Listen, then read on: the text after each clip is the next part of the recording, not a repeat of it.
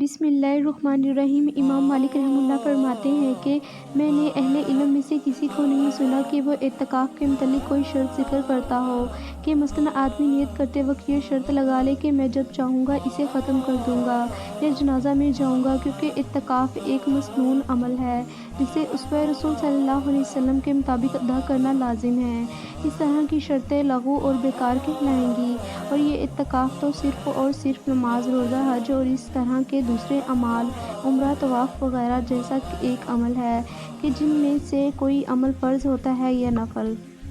لیکن ان کی ادائیگی میں کوئی فرق نہیں ہوتا۔ تو جو کوئی بھی ان اعمال میں سے کسی میں داخل ہو کر اس کا آغاز کرے تو وہ اسی طریقے سے سر انجام دے گا جو پہلے جاری رہ چکا ہو، اور آدمی کے لیے جائز نہیں کہ اس عمل میں کوئی نئی چیز ایجاد کرے جو اس طریقے کے علاوہ ہو جس پر گزشتہ مسلمان جاری عمل پیرا رہ چکے ہیں، نہ کوئی شرط لگائے اور نہ ہی اسے ایجاد کرے۔ بلا شبہ رسول صلی اللہ علیہ وسلم اعتکاف فرما چکے ہیں اور مسلمانوں نے آپ صلی اللہ علیہ وسلم سے اعتکاف کا طریقہ جان لیا ہے۔